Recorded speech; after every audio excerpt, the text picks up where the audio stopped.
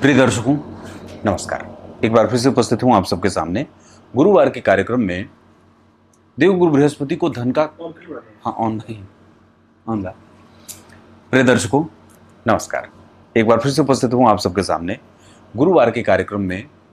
देवगुरु बृहस्पति धन के कारक होते हैं और सुख के कारक होते हैं, आपके धर्म के कारक होते हैं, आपके जीवन को सही दिशा और सही निर्णय दिलाने में सहायक करने वाले या सहायता करने वाले ग्रह होते हैं।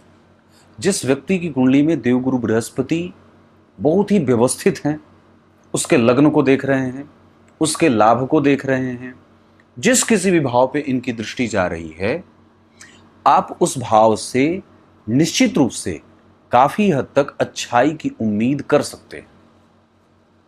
आज के कार्यक्रम में मैं आप लोगों से ज्योतिष का धन लाने की दशा से संबंधित ऐसे कुछ सिद्धांत बताने वाला हूं, जिस दशा काल में निश्चित ही व्यक्ति को धन लाभ होता है।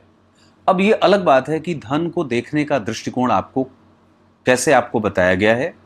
धन आप वस्तुतः किसे समझते हैं, क्योंकि यश, मान, पद, प्रतिष्ठा जिसका दूरगामी परिणाम हमें धन के रूप में मिलता है। जैसे अगर किसी जातक को मान लीजिए 1 से लेकर के 6ठे महीने तक उसको धन लाभ के योग उसकी कुंडली में किसी ज्योतिषी ने बताए हैं, और उस 1 से लेकर के 6ठे महीने के अंदर में उस जातक को नौकरी मिल जाती है, तो वो जातक ये कहेगा मुझे धन तो नहीं मिला, लेकिन क्या इस दशा काल में जो उसे परिणाम प्राप्त हुआ है, क्या उस दशा काल के परिणाम भविष्य में उसे धन नहीं देंगे? बिल्कुल देंगे। नौकरी लगी है तो फल भी पकेगा। तो सामान्यतया धन लाने की दशा कौन कौन सी होती है, हम बहुत सूक्ष्म तरीके से इसको आज समझेंगे। जैसे 12 भाव से समझेंगे। लग्न के अधिपति जब एक्टिव होते हैं तो आपकी व्यवस्थाएं अच्छी बनती हैं, आपका मैनेजमेंट अच्छा होता है। जबकि धन भाव जब एक्टिव होता है तो धन प्राप्त भी होता है और निवेश करने की प्रक्रिया भी मजबूत होती है, या आपका जो धन कमाने का ध्येय है वो बहुत ही क्लियर, क्रिस्टल क्लियर बोलते हैं उसको, वो होता है। मतलब आपका जो विचार है वो बड़ा मजबूत होता है। तीसरे भाव की दशा धन के मामले में आपसे मेहनत करवा सकती है। वो ये कहती है कि थोड़ा और जलो, थोड़ा और चलो, थोड़ी और अनुभव की आवश्यकता है, थोड़ा और चलो, फिर जाकर के तुम्हें धन प्राप्त होगा। जबकि चौथे भाव के अधिपति जब कभी भी महादशा, अंतरदशा में एक्टिव होते हैं तो वो आपसे ये कहते हैं कि देखो तुमने 3 कदम चले हैं, चौथे कदम पे तुम्हारी कुछ स्थिरता तुम्हें दिखाई देगी, अब तुम्हें थोड़ा आराम मिलेगा। हो सकता है कि पीछे के पराक्रम से आपको कुछ संपत्ति मिल जाए, पर सामान्यतया मिल जाता है। मतलब चौथा भाव भी अपनी दशा अंतरदशा में आपको धन लाभ दे देता है। पंचम भाव की महादशा जब कभी भी आपके जीवन में एक्टिव होगी, इसका अर्थ होगा कि यह वही काल होता है जहां आपके पराक्रम का परिणाम आपके यश, मान और प्रतिष्ठा के मामले में प्राप्त होता है। ऐसा नहीं है कि वो उस दशा काल में आपको नोट भर का बंडल मिले, ऐसा नहीं होगा। पर हाँ, पंचम भाव की दशा समाज में आपका नाम और यश और आपकी प्रतिष्ठा तो निश्चित रूप से बढ़ा देती है। 6ठवें भाव के अधिपति जब कभी भी आपकी महादशा अंतरदशा में एक्टिव होंगे तो वो ये कहेंगे कि अपने व्यय का संकुचन करो, नियमन करने की आवश्यकता है, नहीं तो यहां आपको धन लाभ के संकेत ये दे। इसी वजह से इसे ऋण का भाव कहा गया है। ये जब दशा एक्टिव होती है तो आपके कुछ ऐसे निर्णय हो जाएंगे जहां आप गलत निर्णय लेके अपने रखे हुए पैसे का गलत इस्तेमाल कर जाते हैं। सप्तम भाव की दशा ये कहती है धन के मामले में कि अभी आपको और चलने की आवश्यकता है, अपने आप को और बैलेंस करने की आवश्यकता है। जब सप्तमेश आपकी कुंडली में एक्टिव होते हैं तो आपको ये समझना होगा भगवान कि हाँ, मुझे अभी थोड़ा ऑब्जर्वेशन के साथ आगे बढ़ना है, हमें अपने व्यापार को और बेहतर बनाना है, हमें हमारी दिनचर्या को और भी ज्यादा सेकने की आवश्यकता है। अष्टम भाव के अधिपति जब एक्टिव होते हैं तो आपको एक बड़ा बढ़िया बात बताता हूं। अष्टमेश जब एक्टिव होंगे तो आपका धन बचाते भी हैं।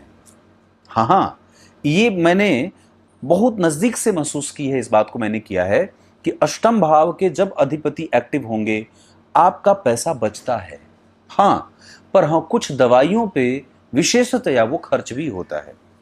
कुछ बड़े निर्णय, कुछ ऐसे जगह पे जाना जहां जाकर के आपका धन और धन प्राप्ति का संयोग और बढ़ जाए। जैसे हो सकता है कि आपकी ट्रांसफर हो जाए, आपका व्यापार किसी दूसरे जगह में शिफ्ट हो जाए, और ऐसा करने से उसका दूरगामी एक बेहतर परिणाम ये मिलेगा अष्टमेश की दशा में कि आप आने वाले समय में उसका अच्छा लाभ धन के रूप में प्राप्त कर सकते हैं।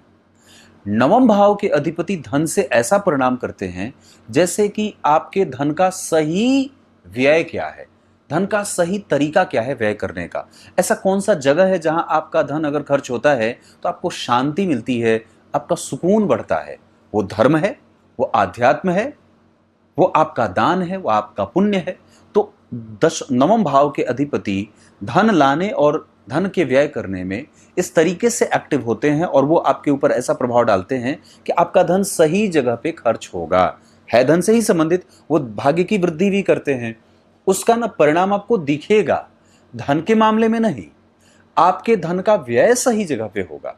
आप धन कमाने के लिए, उत्तरोत्तर वृद्धि के लिए जो कदम उठा रहे हैं उसमें आपको सहयोग मिलेगा। जैसे ऊंची शिक्षा प्राप्त हो जाए, अच्छे जगह पे आपका एडमिशन हो जाए, सरकारी सेवाओं में आपका नाम हो जाए, जो भविष्य में आपको परिणाम दे सकता है।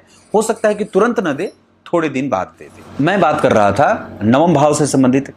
अब जब हम दशम भाव की बात करते हैं तो दशम भाव की दशा आपके जीवन में धन लाने और धन का व्यय करने में कैसे सहायता करती है। इस दशा काल में कोई आवश्यक नहीं कि उस भाव के अधिपति जब एक्टिव हो तो आपको फुर बैग भर भर के पैसा दे दे या आपको नोटों का कोई अंबार मिल जाए, ऐसा नहीं होगा।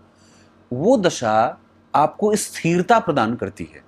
जो जीवन में एक फ्लक्चुएशन बढ़ा हुआ था, जो ग्राफ बढ़ और घट रहा था, जो ग्राफ ऊपर नीचे हो रहा था, वैसे दशमेश स्थिर होते हैं, या दशम भाव स्थिरता का भाव है। यहां से आपको कंटिन्यूअस आपका जो स्टेटस है वो मेंटेन होता है। तो इससे भी धन का लाभ। हमारी जो दृष्टि होती है, मानवीय दृष्टि, वो सिर्फ धन प्राप्त हुआ कैश या अकाउंट में कितना आया, हम सिर्फ उसी को धन कहते हैं। प्राप्त होने में धन ही हमें सिर्फ धन के रूप में दिखता है। हमारा यश, हमारी प्रतिष्ठा, हमारे जीवन का जो एक दृष्टिकोण है वो भी कहीं ना कहीं हमारे धन में हमारा धन ही जोड़ रहा है। तो दशम भाव के अधिपति दशा अंतरदशा में आपको स्थिरता देते हैं। आपका काम बिल्कुल ऑटो पायलट मोड पे है, आप बिल्कुल आराम से जीवन जी रहे हैं। कोई आपके जीवन का संघर्ष अभी मतलब ऐसे आपको परेशान नहीं कर रहा है। हाँ, लाभ भाव के स्वामी क्या होंगे, आपसे जल्दी निर्णय लिवाएंगे और आपसे जल्दी लाभ देंगे। आप वहां पे थोड़े एक्टिव नहीं होंगे तो हो सकता है कि एकादशवें भाव के अधिपति जल्दबाजी से सोच समझ करके निर्णय अगर नहीं लिया गया तो कहते हैं ना कि वो समय बहुत छोटे काल का था, वो निर्णय अगर मैं ले लेता तो आज मैं पता नहीं कहाँ पहुंच गया होता। तो ये वही लोग होते हैं। एकादशवां भाव जब कभी भी महादशा अंतरदशा में एक्टिव होता है तो वो ये कहता है जल्दी निर्णय लो और भविष्य भर का सुख चुनो। तो एकादशवां भाव आपको थोड़ा कम समय भले देता है, या जितने दिन की वो दशा रहेगी उस दशा काल में अगर आपने सही निर्णय ले लिया तो वो दशा काल आपके भविष्य के लिए बड़ी ही निर्णायक सिद्ध हो जाती है। आप समझ रहे होंगे मैं जो कह रहा हूं। 12वां भाव आपके किसी भी समस्या को काफी हद तक बढ़ा देता है, या आपके सामने एक ऐसी चुनौती दे देता है जिससे आपका धन लंबे समय तक व्यय में जाता रहता है। इसका अर्थ है भगवान कि जब कभी भी 12वां भाव एक्टिव हो, हमें बहुत स्टडी होकर के, बिल्कुल शांत होकर के, अपने आप को गंभीरता से स्थिर होकर के निर्णय लेने की आवश्यकता है। नहीं तो कई बार यहां आपका ध्यान, आपका मन, आपकी बुद्धि, आपका ज्ञान धरा का धरा रहता है और आपके जीवन पे किसी दूसरे व्यक्ति की मार पड़ती रहती है। जैसे आपने कोई षड्यंत्र किसी के खिलाफ नहीं किया पर लोग आपके खिलाफ कर रहे हैं। कोई राजनीति आपने किसी के खिलाफ नहीं किया है पर आप राजनीति के शिकार आए दिन होते जा रहे हैं। तो यही है 12वां भाव। तो मैंने आप लोगों को जो लग्न से लेकर के 12वें भाव तक स्थिति बताई कि इस भाव के अधिपति एक्टिव होंगे तो धन से उनका संबंध ऐसा है, द्वितीय भाव के अधिपति एक्टिव होंगे तो धन से उनका कनेक्शन ऐसे बन रहा है, तृतीय भाव के अधिपति जब एक्टिव होंगे तो ये कहते हैं थोड़ी मेहनत बढ़ाओ, जबकि चतुर्थ भाव आपको दे देता है। पंचम भाव में यशमान पद प्रतिष्ठा, वो भी धन ही है आपका। छठवें भाव में आपको धन को सही तरीके से सुनियोजित करके खर्च करना है। सप्तम भाव आपको कहता है कि थोड़ा मेंटेन करके रखें, ऐसे ही चलते रहें, ऐसे ही जिस गति से आप मेहनत कर रहे हैं उस गति से मेहनत करते रहिए, आने वाले समय में आपको धन लाभ होगा। अष्टम भाव आपका पैसा बचाता है। नवम भाव आपको लंबी छलांग लगाने के लिए समय देता है। दशम भाव लंबी छलांग के बाद आपको स्थिरता देता है। एकादशवां भाव कहता है थोड़ा जल्दी करो, नहीं तो ये समय चूक जाएगा, निकल जाएगा। जबकि 12वां भाव षड्यंत्र के खिलाफ, षड्यंत्र के लिए, षड्यंत्र को समझने का काल होता है। क्लियर है? ये मुझे पक्का विश्वास है कि ये कार्यक्रम आप लोगों को बहुत अच्छा लगेगा।